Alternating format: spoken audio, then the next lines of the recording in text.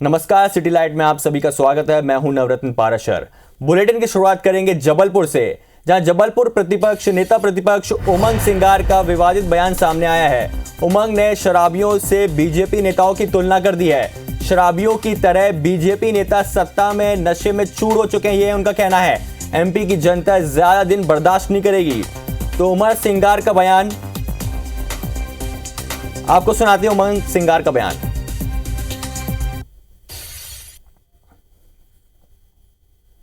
सरकार जांच पर जांच कराती, लेकिन सरकार कोई निर्णय में नहीं पहुंच पाती।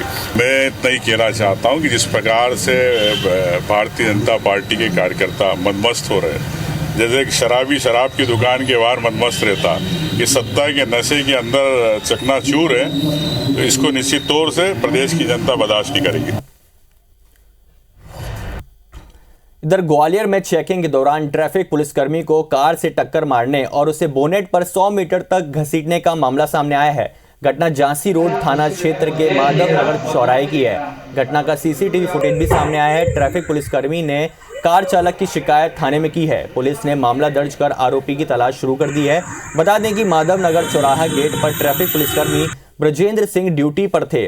उनके साथ एएसआई सतीशन सुधाकरन और एक अन्य जवान भी मौजूद थे, लेकिन चेकिंग के दौरान एक बिना नंबर की कार को रोकने की ब्रजेंद्र सिंह ने कोशिश की, लेकिन कार चालक ने उन्हें टक्कर मार दी। टक्कर के बाद ब्रजेंद्र उछलकर कार के बोनट पर गिर गए। चालक ने कार रोकने की बजाय ट्रैफिक पुलिसकर्मी को 100 मीटर तक घसीट दिया। हरिशंकरपुरम के मोड़ पर झटके की वजह से वह बोनट के नीचे गिरकर बेहोश हो गए।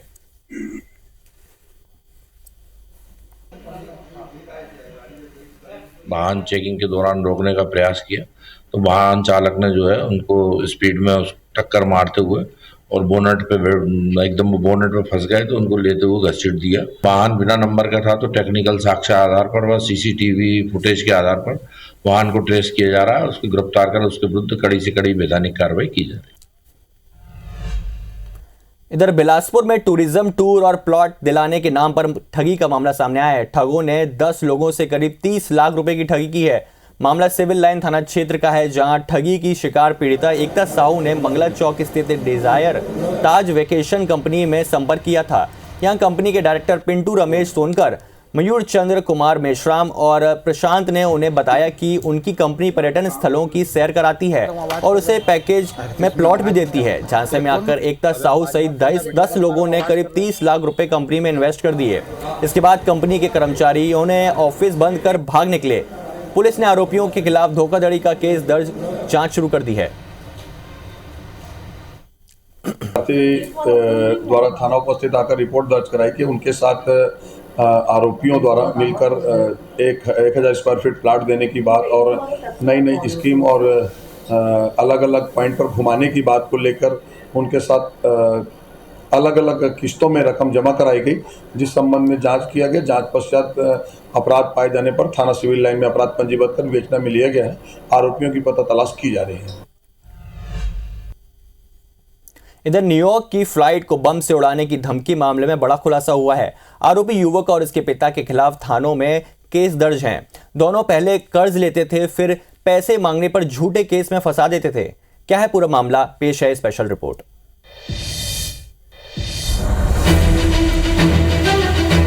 न्यूयॉर्क की फ्लाइट को बम से उड़ाने की फर्जी खबर देने वाले नाबालिग लड़के और उसके माता पिता के कई कारनामे सामने आए हैं।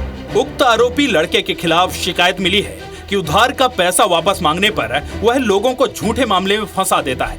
ऐसे ही एक मामले में उसने राजनांदगांव के 3 युवकों को पॉक्सो एक्ट की तहत फंसाया है, जिसमें एक युवक अभी भी जेल में है। सोमवार को मुंबई पुलिस ने उक्त लड़के और उसके माता पिता को थाने में बुलाकर पूछताछ की और उस लड़के को उसके माता पिता के साथ मुंबई लेकर चली गई। हाँ, हमारे साथ भी हमारा पैसे का लेन देन था, उस मोबाइल बेचता था। ये ऐसा करता है, कई लोगों के साथ ऐसा किया है। इससे पैसे मांगते हैं लोग, तो ये नाबालिग का फायदा उठा के ये फंसा देता है। ना कानून है, इसकी सुनी जाती है तो कुछ होता नहीं आज, लेकिन फिर भी आज हमारा बच्चा 1.5 महीने से ये मतलब बंद है। पुलिस के मुताबिक उक्त लड़के के माता पिता के खिलाफ भी राजनांदगांव और डोंगरगढ़ थाने में कई शिकायतें दर्ज हैं। ट्वीट हुआ था, उस संबंध में पूछताछ कर रही है। ऐसे मुंबई पुलिस आई हुई थी और उनके बातचीत कर रहे हैं उनसे। फिलहाल उक्त लड़के को मुंबई पुलिस उसके पिता के साथ लेकर गई है। उससे न्यूयॉर्क फ्लाइट में बम रखने की फर्जी खबर मामले में पूछताछ करेगी। वहां से आने के बाद राजनांदगांव पुलिस भी पूछताछ करेगी, जिसमें कई और मामले सामने आ सकते हैं। राजेश मिश्रा, IBC 24, राजनांदगांव। इधर बिलासपुर में पिछली सरकार में हुए जमीन घोटाले का मामला उजागर हुआ है। घोटाले के तार सीधे कांग्रेस सरकार के विधायक से जुड़े हुए हैं। पेश है स्पेशल रिपोर्ट।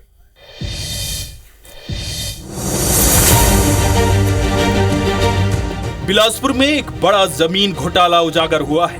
घोटाला कांग्रेस सरकार के दौरान का बताया जा रहा है। कांग्रेस के पूर्व विधायक मोहित केरकेट्टा पर कब्रिस्तान की जमीन अपने और अपने बेटे के नाम दर्ज कराने का आरोप है।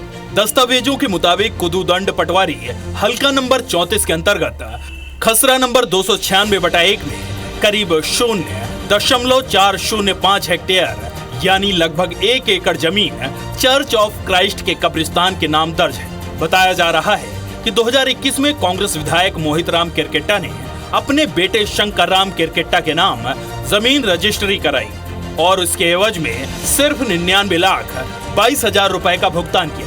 बाद में फरवरी 2022 को जमीन का नामांतरण विधायक और उनके बेटे के नाम से कर दिया गया, लेकिन तब सत्ता के प्रभाव में इस पर कोई कार्रवाई नहीं हुई। प्रश्नवाद में दिया था कि 296/1, 96/2 और 97/1, 97, ये सब जमीनें जो हैं कब्रिस्तान की जमीन है और स्पष्ट रूप से उन्होंने बताया था संस्था के लोग नहीं। बाद में जब बेचना हुआ तो उन्होंने उस बात को डिनाई किया, जिसको लेकर कांग्रेस बौखला गई है और कांग्रेस के नेता जमीन घोटाले के लिए अधिकारी और कर्मचारियों को जिम्मेदार और अपने नेताओं को पाक साफ बता रहे हैं। तो इसमें तो अगर सजा मिलनी चाहिए तो उन अधिकारियों को मिलना चाहिए जिन्होंने नामांतरण किया, जिन्होंने रजिस्ट्री की, रजिस्ट्री को सही बताया। कोई खरीदने वाले ने तो पैसा दे के खरीदा है, रजिस्ट्री ऑफिस को है, तो उन पे कार्रवाई क्यों नहीं हो रही? इस खुलासे के बाद कलेक्टर के निर्देश पर संबंधित जमीन का नामांतरण रद्द हो गया है और फिर से उक्त जमीन को चर्च के नाम दर्ज कर दिया गया है।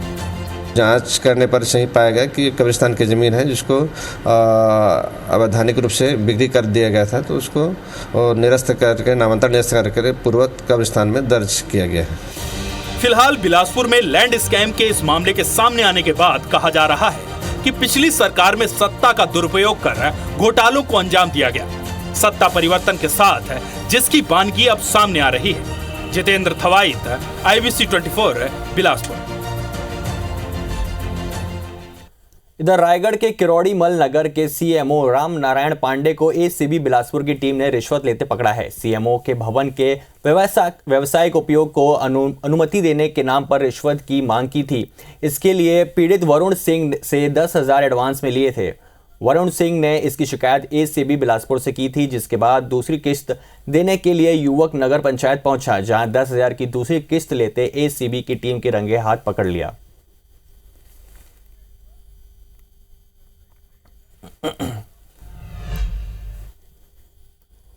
भोपाल से एक बड़ी खबर सामने आ रही है। बीजेपी ने क्राइम ब्रांच से शिकायत की है MLA अजय बिश्नोई की। बिश्नोई को फोन की शिकायत आई है। विधायक को फोन कर बदनाम करने का आरोप लगाया गया है। फोन नंबर उपयोगकर्ता पर कानूनी कार्रवाई की मांग की गई है।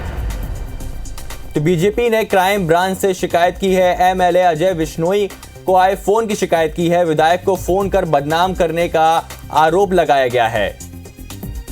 तो इस वक्त की बड़ी खबर आपके सामने। बीजेपी ने अजय बिश्नोई को आए फोन की शिकायत की है। उनको बदनाम करने का आरोप लगाया गया है। MLA अजय बिश्नोई को आए फोन की शिकायत बीजेपी ने क्राइम ब्रांच से की है। तो विधायक को फोन कर बदनाम करने की शिकायत है। बीजेपी ने क्राइम ब्रांच की शिकायत की है। MLA अजय बिश्नोई को एक फोन आया था। विधायक को फोन कर बदनाम करने का आरोप लगाया गया है। फोन नंबर उपयोगकर्ता पर कानूनी कार्रवाई की मांग की गई है।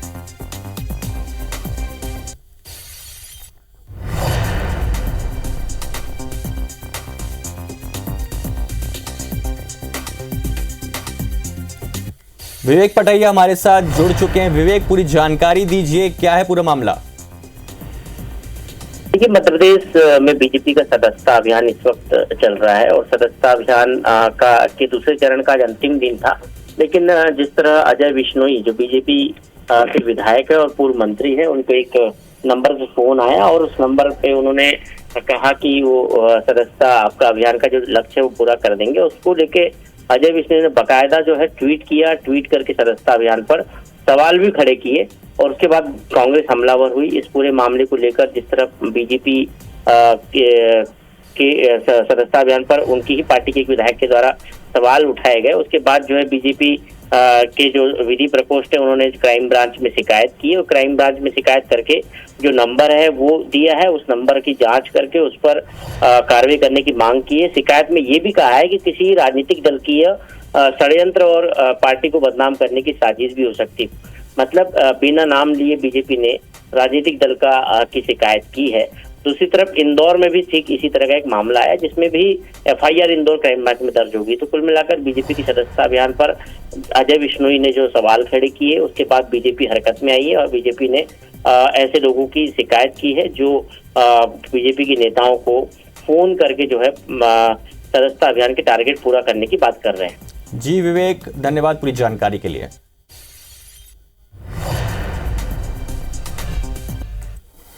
नई दिल्ली स्थित भारत मंडपम में प्रधानमंत्री नरेंद्र मोदी ने अंतर्राष्ट्रीय दूरसंचार संघ विश्व दूरसंचार मानकीकरण सभा 2024 और इंडिया मोबाइल्स कांग्रेस के 8वें संस्करण का उद्घाटन किया। कार्यक्रम को संबोधित करते हुए प्रधानमंत्री ने कहा कि 2014 में भारत में सिर्फ 2 मोबाइल मैन्युफैक्चरिंग यूनिट थी, लेकिन आज 200 से ज्यादा मैन्युफैक्चरिंग यूनिट है। आज हम पहले से 6 गुना ज्यादा मोबाइल बना रहे हैं। अब हमारी पहचान एक मोबाइल एक्सपोर्टर देश की है।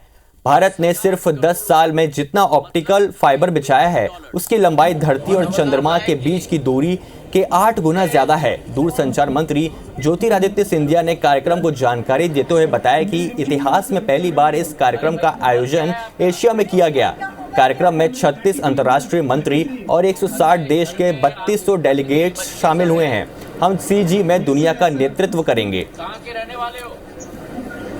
हमारे प्रधानमंत्री जी ने 93 मिलियन किसानों के खातों में प्रधानमंत्री किसान सम्मान निधि के आधार पर 20,000 करोड़ रुपए मतलब $2.5 बिलियन सीधे उनके खाते में पहुंचाने का कार्य किया है, जो शायद विश्व के किसी देश में नहीं होता। इधर छत्तीसगढ़ में विपक्ष में बैठी कांग्रेस प्रदेश सरकार को लगातार घेरने के लिए रणनीति पर काम कर रही है। विधानसभा घेराव पद यात्रा के बाद अब कांग्रेस महंगाई के मुद्दे पर राज्य सरकार को घेरने की तैयारी शुरू कर दी है। जानकारी के मुताबिक आगामी निकाय चुनाव के पहले कांग्रेस इस विषय पर एक बड़ा आंदोलन करेगी, जिससे जनता से सीधा जुड़ सकेंगे। कांग्रेस का आरोप है कि केंद्र की मोदी सरकार और राज्य की विष्णु सरकार लोगों को महंगाई से राहत नहीं दिला पा रही है। इसे लेकर पूर्व मंत्री राजेश मूणत ने कहा कि कांग्रेस के पास कोई मुद्दा नहीं बचा है, इसलिए हर विषय पर वे आंदोलन कर रहे हैं। वहीं राजेश मूणत के इस बयान पर पलटवार करते हुए कांग्रेस नेता धीरेन्द्र साहू ने कहा कि महंगाई जनता से जुड़ा हुआ मुद्दा है और विपक्ष अपने धर्म को निभा रहा है। कांग्रेस के पास कोई मुद्दा नहीं है। कांग्रेस मैदान छोड़ चुकी है अब अपने आप को स्थापित करने के लिए, क्योंकि लोकसभा के अंदर, विधानसभा के अंदर जनता ने नकार दिया, नकारा ही नहीं बुरी तरह से नकार दिया, इसलिए अपनी जमीन तलाशने के लिए नए नए मुद्दों को लेकर के मार्केट में आ रही है। देखिए, ये तो महंगाई तो पूरी तरह से जनता से जुड़ा हुआ मुद्दा है और आज की तारीख में सबसे बड़ा मुद्दा है। आज हर खाने पीने से की चीज़ों से लेकर के हर दैनिक उपयोग की चीज़ें, जो हर आवश्यक चीज़ें हैं, वो कई गुना बढ़ गई है। उसको बड़े मुद्दा बनाने की आवश्यकता नहीं है। मुद्दा अपने आप में ही बड़ा है महंगाई का मुद्दा, और इसके लिए बराबर कांग्रेस जो है लड़ाई लड़ेगी। जनता के साथ है हमेशा कांग्रेस पार्टी, और जनता के साथ रहेगी। इधर ग्वालियर में बढ़ रहे डेंगू के मरीजों को लेकर हाई कोर्ट की डबल बेंच ने कड़ा रुख अख्तियार किया है और स्वास्थ्य विभाग को नोटिस जारी कर रोकथाम के आदेश दिए हैं। हाई कोर्ट ने स्वास्थ्य विभाग और नगरीय विकास के प्रमुख सचिव, कलेक्टर, निगम आयुक्त, JAH अधीक्षक और CMHO को नोटिस जारी कर 4 हफ्ते में जवाब मांगा है। हाई कोर्ट ने यह आदेश साल 2018 में दायर याचिका के आदेश पर अमल नहीं किए जाने पर किया है। अवधेश सिंह भदौरिया ने अवमानना याचिका पर सुनवाई करते हुए हाईकोर्ट ने डेंगू के रोकथाम के निर्देश दिए हैं। सीएमएचओ ने बताया कि ग्वालियर जिले में बीते 44 दिनों में 835 डेंगू के संक्रमित मिले हैं, साथ ही 5 लोगों की मौत हो गई है। रोकथाम के लिए कदम उठाए जा रहे हैं। वहीं निगम आयुक्त का कहना है कि 67 वार्डों में डेंगू को लेकर फॉगिंग टीम लगाई गई है। डेंगू का तो हर 3 साल में पीक सीजन आता ही है, केसेस बढ़ती हैं हर 3 साल एवरी 3 ईयर्स में। अभी तो अपना आंकड़ा 1000 के आसपास है और अपन अब धीरे धीरे कमी आ रही है डेंगू केसेस में। पिछले लगातार 3 दिन से अपन ट्रेंड देखें रिपोर्ट्स का तो डेंगू केस कम आ रहे हैं। 21 अस्पताल ऐसे हैं जिनको 3 दिन का समय और दिया गया है कि अगर एनओसी जमा कर देते हैं नहीं तो उनका लाइसेंस निरस्त कर दिया जाएगा। इधर मध्य प्रदेश में वित्त विभाग के उस आदेश पर वन विभाग ने फिलहाल रोक लगा दी है जिसमें वन रक्षकों से वसूली की कार्रवाई की बात कही थी। अपर प्रधान मुख्य वन संरक्षक कमलिका मोहंता ने कहा कि अगले विभागीय आदेश के जारी होने तक वन रक्षकों से कोई वसूली नहीं की जाएगी। इस आदेश से वन रक्षकों और कर्मचारी संगठनों में हर्ष है। उनका कहना है कि अब हमारी दीपावली का त्यौहार अच्छे से मन सकेगा। आपको बता दें कि 2006 से 2014 के बीच नियुक्त हुए वन रक्षकों को गलती से ज्यादा राशि का वितरण हो गया है। इस कारण वित्त विभाग ने वसूली की कार्रवाई के आदेश दिए हैं। इस आदेश का कर्मचारी विरोध कर रहे हैं। जो वन रक्षक 2006 से 2014 के मध्य नियुक्त हुए हैं उन्हें 1900 ग्रेड पे और 5680 का वेतनमान का लाभ दिया गया है, वो न्यायोचित नहीं है। वो लाभ इनको नहीं मिलेगा, इनके वेतन से वसूली की जाए। तो आज वन मुख्यालय ने उस आदेश पर रोक लगा दी है। इस आदेश से 6500 वन रक्षकों के परिवार में हर्ष व्याप्त हो गया है। वन रक्षक फिर से जो दीपावली उनकी खराब हुई थी वो हर्षोल्लास से मनाएंगे। इधर डीएवीवी से एफिलिएटेड कॉलेजों में इस साल सिर्फ 45,000 एडमिशन हुए हैं, जबकि हर साल इन कॉलेजों में 65 से 70,000 एडमिशन होते थे। इस बार BCom, BA, BSc, BBA, BCA सहित 12 यूजी कोर्स में 45,000 स्टूडेंट के परीक्षा में शामिल होने की उम्मीद है। नई व्यवस्था से डीएवीवी प्रशासन को परीक्षा और रिजल्ट में जरूर बड़ी राहत मिलेगी, लेकिन एक्सपर्ट के अनुसार डीएवीवी को करीब 17 करोड़ का आर्थिक नुकसान हो सकता है। करीब 10 करोड़ रुपए का घाटा इन कॉलेजों के संबद्धता शुल्क से होगा। 7 करोड़ का नुकसान परीक्षा शुल्क से होगा। यूजी के हर छात्र को परीक्षा शुल्क के तौर पर औसत 2200 रुपये जमा करने पड़ते हैं। वहीं पीजी के छात्रों को साल भर में 2 बार यानी प्रति सेमेस्टर औसतन 1500 रुपये जमा करने होते हैं। बता दें कि डीएवीवी के 83 कॉलेज खरगोन की क्रांति सूर्य टंट्या भील यूनिवर्सिटी में शिफ्ट हो गए हैं। खरगोन नई यूनिवर्सिटी बनी है तो उसमें 5 ज़िले जो हैं वो खरगोन के साथ में शामिल हो गए हैं, तो इसलिए डेफिनेटली उसका असर आएगा हमारे पास में। अभी जो फर्स्ट ईयर के एडमिशन है तकरीबन 25 से 28 हज़ार के बीच में, अभी फाइनल आंकड़ा नहीं आया पर तकरीबन इतना है। तो जो भी सरकार का नियम था उसके अनुसार हम लोग फॉलो कर रहे हैं और तकरीबन 50,000 के आसपास स्टूडेंट है जो कि हमारी यूनिवर्सिटी में इस बार रहेंगे। इधर इंदौर में ऐतिहासिक धरोहर से छेड़छाड़ का मामला सामने आया है। दरअसल जैन सोशल ग्रुप के समाजजनों ने मेडिकल कॉलेज के डीन से किंग एडवर्ड मेडिकल कॉलेज की बिल्डिंग को एक क्विज कंपटीशन के लिए परमिट कराया, लेकिन धोखे से वहां पर हैलोवीन पार्टी ऑर्गेनाइज की। इसके बाद असामाजिक तत्वों ने इमारत की दीवारों पर अश्लील चित्र और आपत्तिजनक स्लोगन लिख दिए। कॉलेज की बिल्डिंग को पूरी तरह से एक भूतिया बंगला बनाने का प्रयास किया गया है। इस घटना से आक्रोशित मेडिकल टीचर्स एसोसिएशन ने मंगलवार को बिल्डिंग में गंगाजल का शुद्धिकरण किया और डीन को ज्ञापन सौंप कर मामले में कड़ी कार्रवाई की मांग की है। साथ ही एफआईआर दर्ज नहीं किए जाने पर उग्र आंदोलन की चेतावनी भी दी। किसी भी समाज के लोगों ने पिछले दिनों यहाँ जो अपनी हरकत की है या जो कृत्य किया है या किसी भी तरह से पूरा संघ बेहद आहत है और हम चाहेंगे कि इसमें कड़ी से कड़ी कार्रवाई की जाए। डीन को ज्ञापन सौंपेंगे। इस विषय पे संज्ञान में आया है और इसका हम लोगों ने उसी दिन उस सब कार्रवाई के लिए उनको मना किया गया था। वो ये कह रहे हैं कि हमने ऐसा कुछ नहीं किया, तो मैं इस विषय पे इन्वेस्टिगेट करके आवश्यक अनुसार कार्रवाई करें। इधर मध्य प्रदेश में पिछले दिनों लगातार ट्रेन को डिरेल करने की कोशिश की गई। इन घटनाओं को देखते हुए रेलवे ने ट्रेनों की सुरक्षा की कवायद तेज कर दी है। पश्चिम मध्य रेलवे के तीनों मंडलों में करीब 1500 किलोमीटर लंबे रेल मार्ग को बाउंड्री वॉल और फेंसिंग से सुरक्षित किया जाएगा।